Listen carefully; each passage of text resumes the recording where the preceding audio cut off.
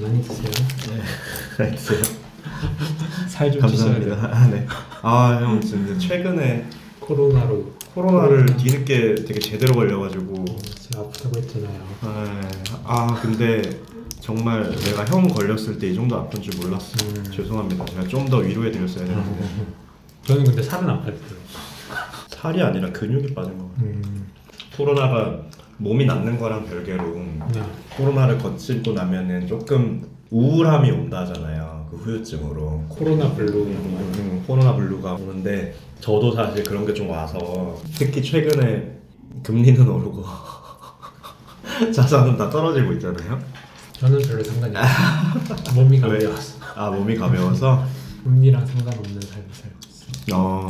형은 요새 뭐 따로 뭐 투자 같은 거 별로 안 하세요? 투자요? 사. 옷. 이태리에서 사는 나에게 투자. 40년째 관망하고 있잖아요. 언제 들어갈까? 아직은 안 들어갔어. 그래서 형은 항상 평정심을 유지하고 있는 것 같아요. 세간의 이런 논란이랑 상관이 없어져요. 저번에 집 한번 등장하셨잖아요. 그거 어떠세요 요새? 대출 이자가 많이 올라서 아직 이렇게 버티면서 이제 생활하고 있는데 입에 파월이라는 사람이 자꾸 올리면 제가 입을 이렇게 막아주고 그리고 금리를 올리면 되는데 왜 이렇게 말이 많은 거예요? 그러니까요. 그게 진짜 우리나라 사람들도 경제 분야에 되게 스마트해진 게 유튜브 같은 데서 콘텐츠가 많으니까 맞아. FOMC 할 때 FOMC 라이브를 우리나라 사람들이 그렇게 많이 보고 있대잖아요. 다들 관심이 많은 거야. 진짜로. 거기 FOMC 막 라이브 중계하고 막 이런데 채팅창에 한글이 막 올라. 근데 저는 개인적으로 뭐 부동산 뭐 이런 것도 있지만 제가 뭐 부동산 가격이 폭락해서 내가 진짜 망했다 이렇게 생각할 만큼 제가 부동산이 많은 사람이 아니고 전혀 아니고 그리고 근데 저는 뭐 소액이나마 이렇게 이제 미국 주식 같은 걸 이렇게 투자하고 이런 걸 좀 하는 편인데 근데 제가 이제 원래 좋아하는 게 빅테크거든요. 구글, 애플, 테슬라. 근데 금리 올리면은 제일 직격탄 맞는 게 그거거든요. 많이 갖고 계세요? 숫자는 그대로 갖고 있죠. 팔지 않았으니까. 규모가 이제. 근데 이제 얘가 왜 이렇게 줄어들었지? 저 안 물어볼게요. 사실 근데 지금에서 고민되는 거는 그런 거죠. 지금 만약에 내가 일을 해서 돈을 벌면 이 투자를 해야 하느냐 말아야 하느냐에 대해서 저는 좀 그래도 어떤 돈이 생기면 좀 적극적으로 투자를 계속 하는 편이거든요. 저는 현금의 형태로 두지 않고 자산의 형태로 두려고 좀 노력하는 편인데 지금은 어찌해야 할까? 이태리 자켓을 사야 돼요. 좀 기다려야 되는 거 아니에요? 제가 막 그런 분야에 좀 떨어지는 거. 아니 제가 안 읽는 게 저는 중요해서. 사람이 심리학적으로 그렇대요. 똑같은 돈을 벌었을 때보다 그 똑같은 돈을 잃었을 때의 고통이 2배래요. 벌었을 때 기쁨보다 잃었을 때의 고통이 정말 훨씬 크대요. 그래서 그 스트레스를 너무 많이 받는다고. 그럴 것 같아요. 그리고 그거 계속 보고 있게 되잖아요. 그렇죠. 저는 약간 성격이 만약에 내가 이제 거기에 뛰어들었다 하면은 계속 이럴 성격이라가지고 뭐 이렇게 했는데 뭐 이렇게 좀 올랐다 하면은 이제 보람이라 있을 텐데 저는 조금 저랑은 관련이 없는 것 같아요. 제가 사주를 보면은 항상 너는 열심히 일해서 돈 벌어야 된다고. 저도 제가 뭐 사주를 맹신하는 편은 아니지만은 사주를 보면은 팔자에 돈이 없다고. 그러니까 이렇게 얘기했어요. 정확히 얘기하면 사주 봐주시는 분이 되게 잘 보시는 분이래요. 근데 그분이 야, 너 30대 진짜 고생했다. 30대 일하는 거에 비해서 돈은 그렇게 많이 못 버는 거고 일은 정말 열심히 했는데 되게 고생하는 사주다. 30대에 40대 그래도 훨씬 돈을 번다. 그러니까 훨씬 좋다. 근데 네 사주엔 돈이 없다.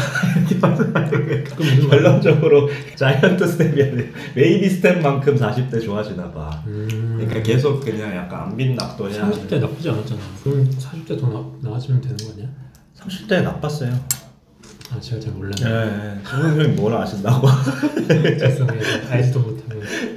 떠들어가지고. 내가 형이랑 케이크 먹으니까 되게 여유 있는 것 같았죠. 그 케이크로 그냥 끼니를 넘기는. 근데 우스갯소리를 뭐 그런 얘기 하잖아요. 로펌 변호사들이 시간당 벌이는 안 좋다. 그러니까 우리는 그 자본소득으로 그런 게 아니라 우리가 일하는 만큼 돈을 더 벌려면 우리가 일을 더 많이 해야 되는 그런 사람들이니까 사실 엄밀히 말하면 사업가라고 하기는 좀 어렵잖아요. 그렇죠.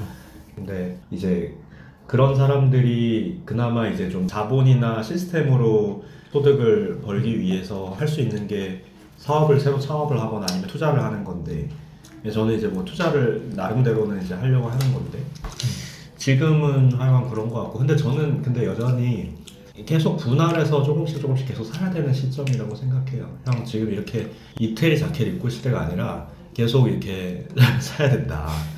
제가 그렇지 않아도 최근에 또 사주 선생님한테 전화를 했어요. 왜 전화 왜 하는 거야?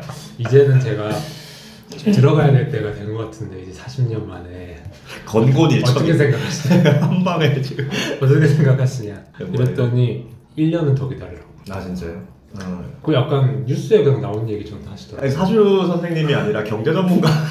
아직 금리 인하 기조가 1, 2년 정도는 계속 제속된다는 전망이 있거든요. 이러면서 나한테 아직은 미국 실업률이 너무 낮고 뭐 이런 거.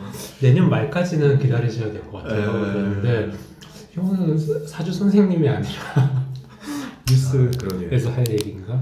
근데 뭐 사실은 우리가 소위 말하는 턴어라운드 시점이 언제 온다라는 거는 아무도 알 수 없잖아요. 맞아요. 그러니까 그런 상황에서 내가 무리하지 않는 범위에서는 계속 그래도 이렇게 사야 되는 거 아닌가라는 생각인데, 그러니까 만약에 신용을 일으켜가지고 투자를 하는 게 아니라면 그래도 지금은 계속 좀 그래야 되는 거 아닌가 싶은데, 뭐 저는 그런 전문가가 아니니까 오로지 내 투자에 대해서만 그렇게 생각하는 거지. 근데 여전히 좀 힘드네요. 내년 말까지는 기다릴까요? 저는 신용 좀 일으키려고 했거든요. 40년 동안 만들어낸 그 신용을. 근데 모르겠어요 진짜. 저는 그렇게 생각하는데 그 사주 선생님처럼 내년까지는 좀 이렇게 차분하게 봐야 된다라고 말하는 분들도 너무 많아가지고 네, 그거는 뭐 누구한테 정말로 추천할 수 있는 문제는 아닌 것 같은데, 근데 한 가지 확실한 건 요즘은 부동산도 그렇고 옛날에 하락론을 말하던 전문가들이 있었거든요. 근데 그런 사람들이 사실은 2017년 이후에 최근까지 부동산은 무조건 하락할 거다 그랬는데 엄청나게 상승해 버렸잖아요, 부동산이. 근데 그때 정말로 하락론자들이 싹 다 청소됐거든요. 네, 잘 나오지도 못하고 엄청 욕먹고 그랬는데 요즘 되게 다시 좀 신났단 말이야. 진짜 거의 하락론자들이 계속 나와. 나 그랬잖아. 네, 그리고 그 컨텐츠의 제목도 막 겪어보지 못한 위기가 찾아오고 있습니다. 막 이런 게 컨텐츠의 제목이야. 인터뷰 채널들의 제목들이. 근데 나는 모르겠어. 나는 그것도 너무 보기 싫더라고. 뭐 사실 상승이냐 하락이냐는 내가 그냥 어디다가 포지션 정해놓으면은 맞출 수도 있고 틀릴 수도 있잖아요. 맞아. 그래서 이제 내가 맞출 수 있는 시기가 오니까 막 와 뭐 막 그 투자하는 사람은 바보야, 뭐 막 욕심쟁이들이야, 뭐 약간 이런 식으로 되니까. 근데 요새는 또 그렇대요. 옛날에 상승론을 계속 얘기하는 사람도 있잖아요. 요즘 막 협박받고 막 그런대요. 너 말 믿고 샀는데 금리가 너무 올라서 나 진짜 너무 힘들다. 너 뭐 내 인생 내 인생 책임지라는 식으로 그런 협박 메일도 받고 그런다는 거야. 그래서 그런 거 보면 그냥 이제 이 소위 말하는 나는 전문가들의 말이라는 거는 그냥 어디까지나 참고. 예, 그 사람의 심지어 정치적 입장까지 결부가 되기 때문에 말이 전문가지 뭐 사실 정치적 입장까지 결부가 되는 것 같고, 본인의 어떤 확증 편향도 되게 영향을 많이 미치니까 내가 보고 싶은 거를 보는 게 사람이잖아요. 하여간 힘들어. 밥 좀 사주세요. 됐어요. 코로나 블루가 나아지질 않아.